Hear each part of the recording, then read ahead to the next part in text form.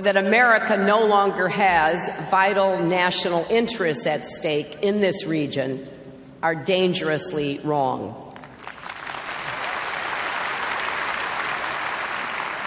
It would be a serious mistake for the United States to abandon our responsibilities or cede the mantle of leadership for global peace and security to anyone else. As we gather here, three evolving threats: Iran's continued aggression, a rising tide of extremism across a wide arc of instability, and the growing effort to delegitimize Israel on the world stage are converging to make the U.S.-Israel alliance more indispensable than ever.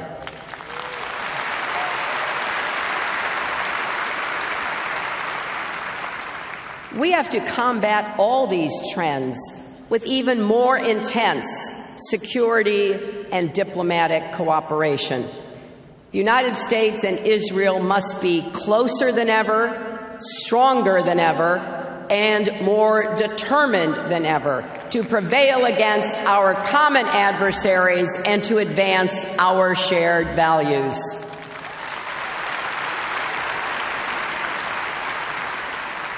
This is especially true at a time when Israel faces brutal terrorist stabbings, shootings, and vehicle attacks at home.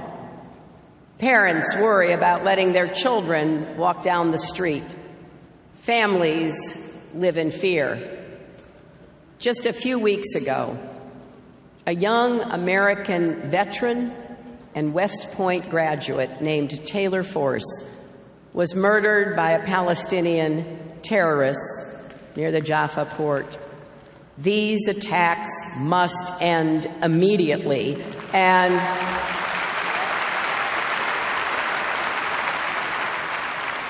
Palestinian leaders need to stop inciting violence, stop celebrating terrorists as martyrs, and stop paying rewards to their families.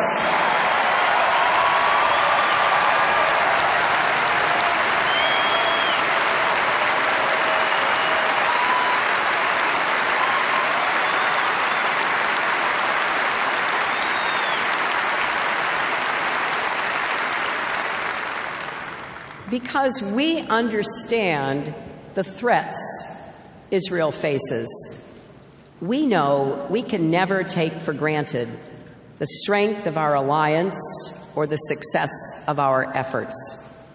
Today, Americans and Israelis face momentous choices that will shape the future of our relationship and of both our nations. The first choice is this: are we prepared to take the U.S.-Israel alliance to the next level? This relationship has always been stronger and deeper than the headlines might lead you to believe.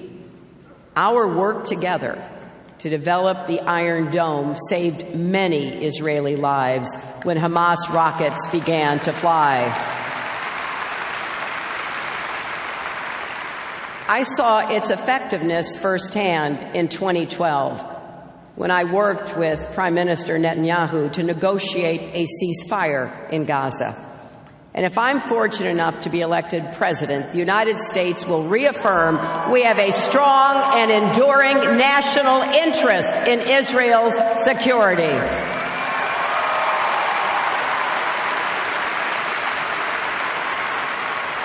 And we will never allow Israel's adversaries to think a wedge can be driven between us.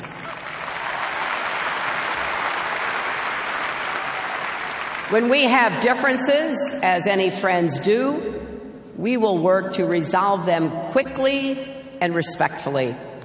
We will also be clear that the United States has an enduring interest in and commitment to a more peaceful, more stable, more secure Middle East.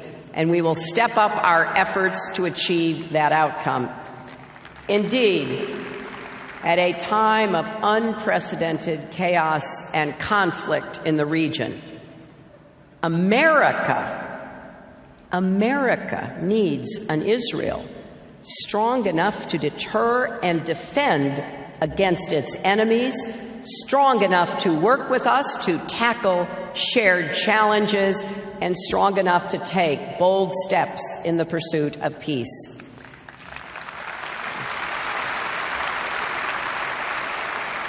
That's why I believe we must take our alliance to the next level. I hope a new 10-year defense memorandum of understanding is concluded as soon as possible to meet Israel's security needs far into the future.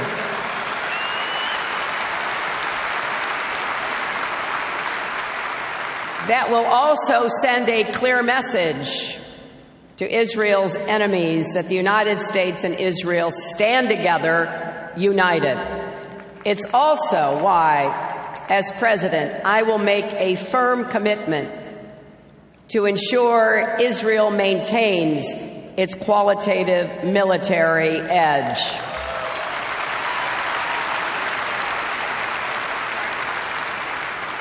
The United States should provide Israel with the most sophisticated defense technology so it can deter and stop any threats. That includes bolstering Israeli missile defenses with new systems like the Arrow 3 and David Sling. And we should work together to develop better tunnel detection technology to prevent arms smuggling, kidnapping, and terrorist attacks.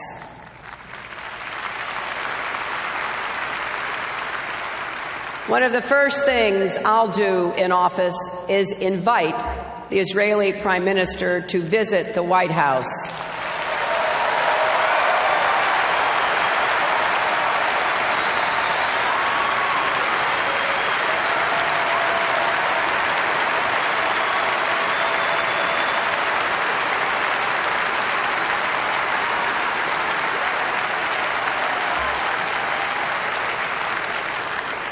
And I will send a delegation from the Pentagon and the Joint Chiefs to Israel for early consultations. Let's also expand our collaboration beyond security. Together we can build an even more vibrant culture of innovation that tightens the links between Silicon Valley and Israeli tech companies and entrepreneurs.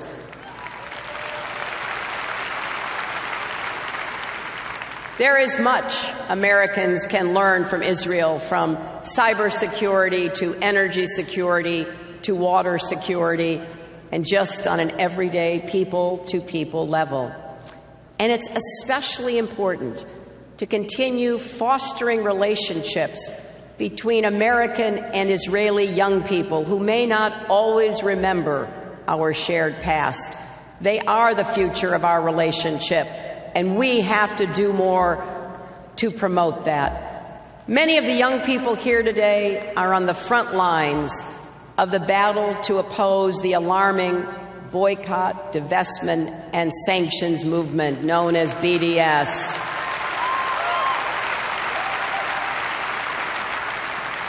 Particularly at a time when anti-Semitism is on the rise across the world, especially in Europe, we must repudiate all efforts to malign, isolate, and undermine Israel and the Jewish people.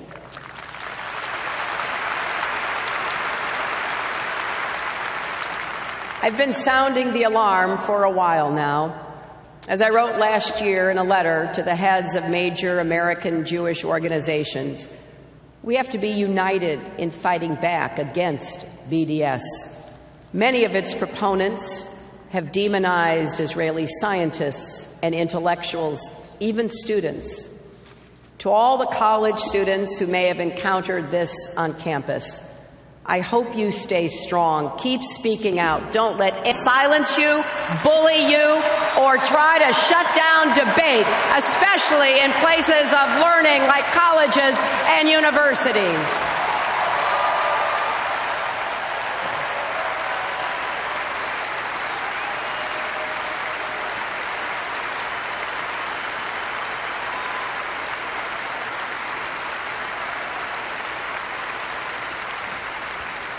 Anti-Semitism has no place in any civilized society, not in America, not in Europe, not anywhere.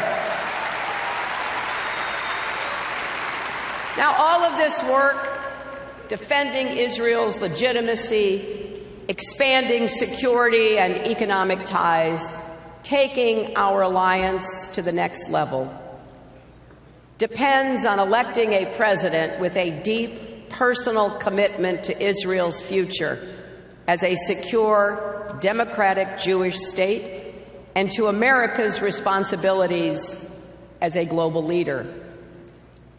Tonight, you'll hear from candidates with very different visions of American leadership in the region and around the world. You'll get a glimpse of a potential U.S. foreign policy that would insult our allies, not engage them, and embolden our adversaries, not defeat them.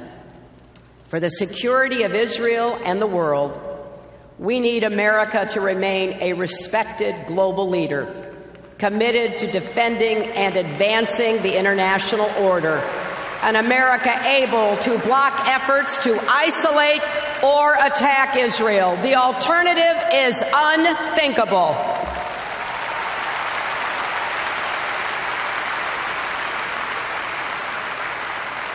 Yes, we need steady hands, not a president who says he's neutral on Monday, pro-Israel on Tuesday, and who knows what on Wednesday, because everything's negotiable.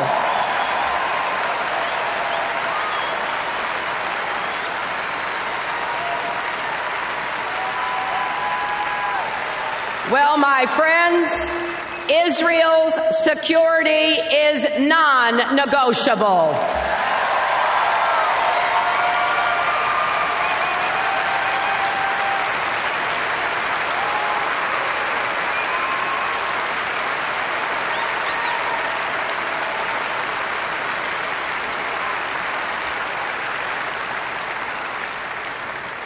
I have sat in Israeli hospital rooms, holding the hands of men and women whose bodies and lives were torn apart by terrorist bombs. I've listened to doctors describe the shrapnel left in a leg, an arm, or even a head. That's why I feel so strongly that America can't ever be neutral when it comes to Israel's security or survival. We can't be neutral when rockets rain down on residential neighborhoods, when civilians are stabbed in the street, when suicide bombers target the innocent. Some things aren't negotiable. And anyone who doesn't understand that has no business being our president.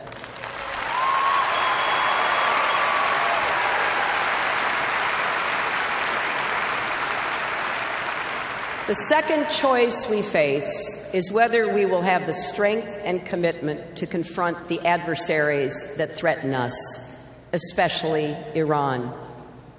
For many years, we've all been rightly focused on the existential danger of Iran acquiring a nuclear weapon.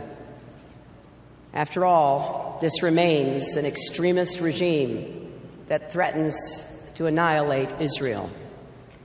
That's why I led the diplomacy to impose crippling sanctions and force Iran to the negotiating table, and why I ultimately supported the agreement that has put a lid on its nuclear program. Today, Iran's enriched uranium is all but gone. Thousands of centrifuges have stopped spinning. Iran's potential breakout time has increased, and new verification measures are in place to help us deter and detect any cheating. I really believe the United States, Israel, and the world are safer as a result. But still, as I laid out in a speech at the Brookings Institution last year, it's not good enough to trust and verify. Our approach must be distrust and verify.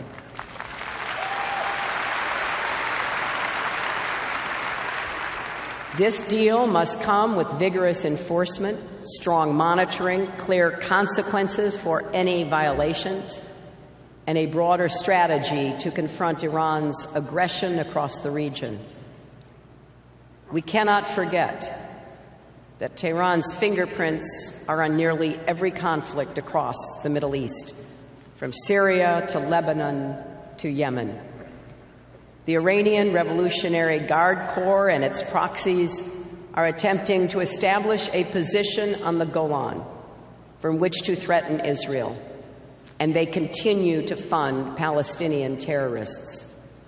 In Lebanon, Hezbollah is amassing an arsenal of increasingly sophisticated rockets and artillery that well may be able to hit every city in Israel.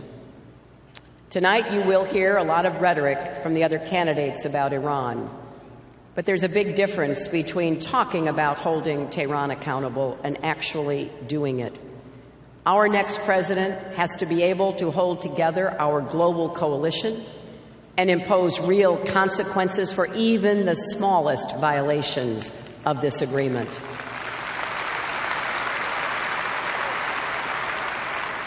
We must maintain the legal and diplomatic architecture to turn all the sanctions back on if needed. If I'm elected, the leaders of Iran will have no doubt that if we see any indication that they are violating their commitments not to seek, develop, or acquire nuclear weapons, the United States will act to stop it, and that we will do so with force if necessary.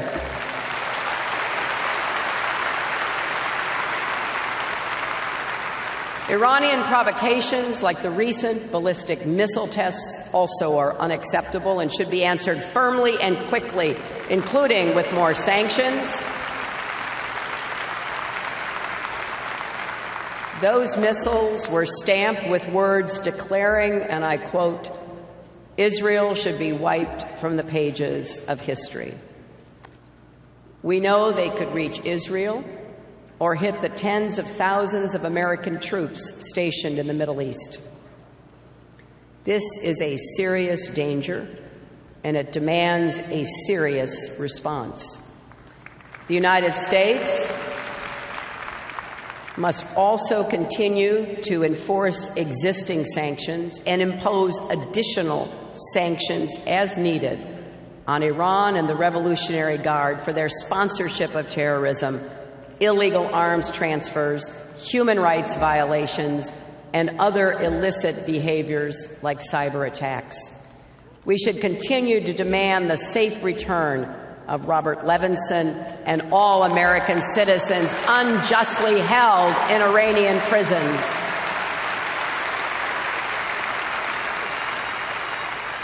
And we must work closely with Israel and other partners to cut off the flow of money and arms from Iran to Hezbollah. If the Arab League can designate all of Hezbollah as a terrorist organization, surely it is time for our friends in Europe and the rest of the international community to do so as well, and to do that now.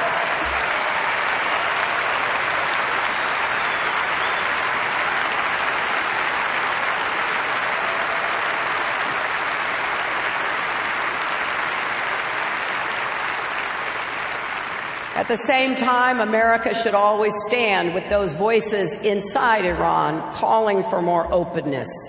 Now look, we know the Supreme Leader still calls the shots, and that the hardliners are intent on keeping their grip on power. But the Iranian people themselves deserve a better future, and they are trying to make their voices heard. They should know that America is not their enemy. They should know we will support their efforts to bring positive change to Iran. Now, of course, Iran is not the only threat we in Israel face. The United States and Israel also have to stand together against the threat from ISIS and other radical jihadists. an ISIS affiliate in the Sinai, is reportedly stepping up attempts to make inroads in Gaza and partner with Hamas. On Saturday, a number of Israelis and other foreigners were injured or killed in a bombing in Istanbul that may well be linked to ISIS. 2 of the dead are U.S.-Israeli dual nationals. This is a threat that knows no borders. That's why I've laid out a plan to take the fight to ISIS from the air, on the ground with local forces, and online where they recruit and inspire. Our goal cannot be to contain ISIS. We must defeat ISIS.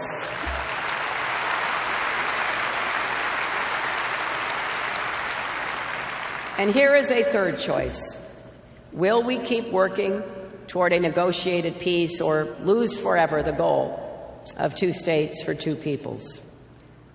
Despite many setbacks, I remain convinced that peace with security is possible, and that it is the only way to guarantee Israel's long-term survival as a strong Jewish and democratic state.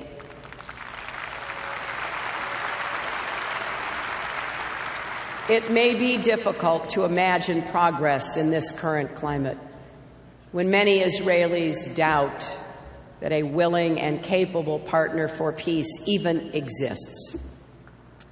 But inaction cannot be an option. Israelis deserve a secure homeland for the Jewish people. Palestinians should be able to govern themselves in their own state, in peace and dignity. And only a negotiated 2-state agreement can provide those outcomes.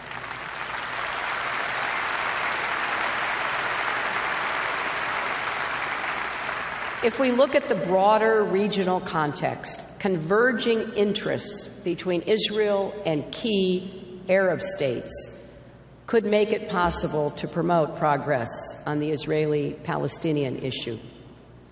Israelis and Palestinians could contribute toward greater cooperation between Israel and Arabs. I know how hard all of this is. I remember what it took just to convene Prime Minister Netanyahu and President Abbas for the 3 sessions of direct face-to-face peace talks in 2010 that I presided over. But Israelis and Palestinians cannot give up on the hope of peace. That will only make it harder later.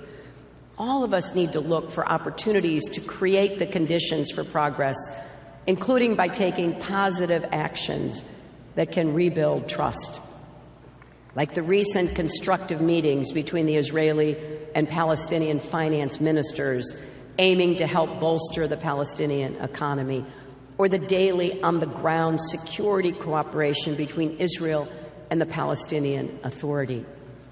But at the same time, all of us must condemn actions that set back the cause of peace.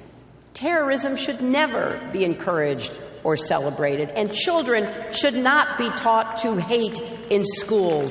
That poisons the future. Everyone has to do their part by avoiding damaging actions, including with respect to settlements. Now, America has an important role to play in supporting peace efforts. And as president, I would continue the pursuit of direct negotiations. And let me be clear, I would vigorously oppose any attempt by outside parties to impose a solution, including by the UN Security Council.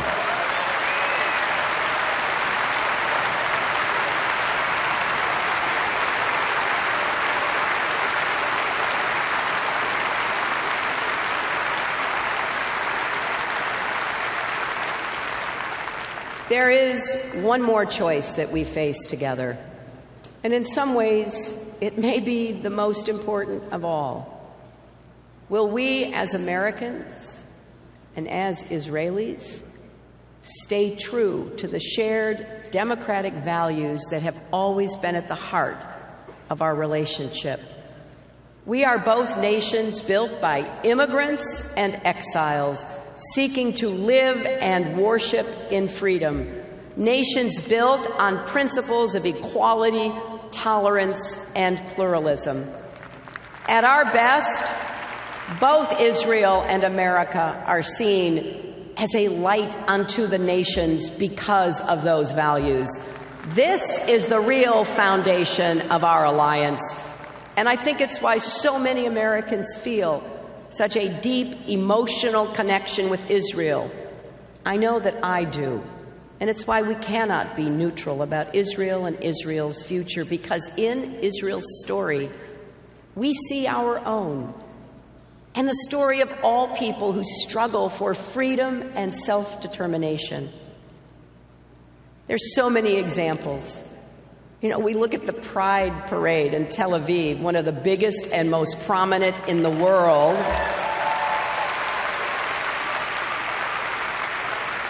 And we marvel that such a bastion of liberty exists in a region so plagued by intolerance.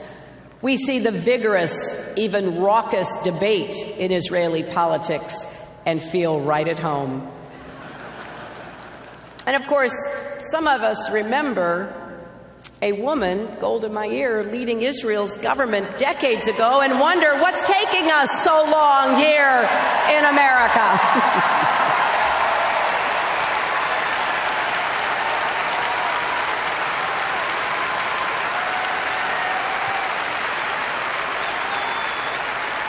But we cannot rest on what previous generations have accomplished. Every generation has to renew our values, and yes, even fight for them. Today, Americans and Israelis face currents of intolerance and extremism that threaten the moral foundations of our societies. Now, in a democracy, we're going to have differences. But what Americans are hearing on the campaign trail this year is something else entirely. Encouraging violence, playing coy with white supremacists, calling for 12 million immigrants to be rounded up and deported, demanding we turn away refugees because of their religion, and proposing a ban on all Muslims entering the United States. Now, we've had dark chapters in our history before. We remember the nearly 1,000 Jews aboard the St. Louis who were refused entry in 1939 and sent back to Europe. But America should be better than this, and I believe it's our responsibility as citizens to say so.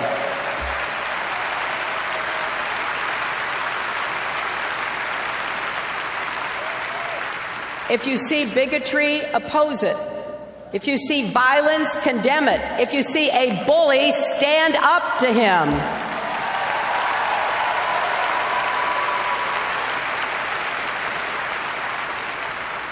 On Wednesday evening, Jews around the world will celebrate the festival of Purim, and children will learn the story of Esther, who refused to stay silent in the face of evil.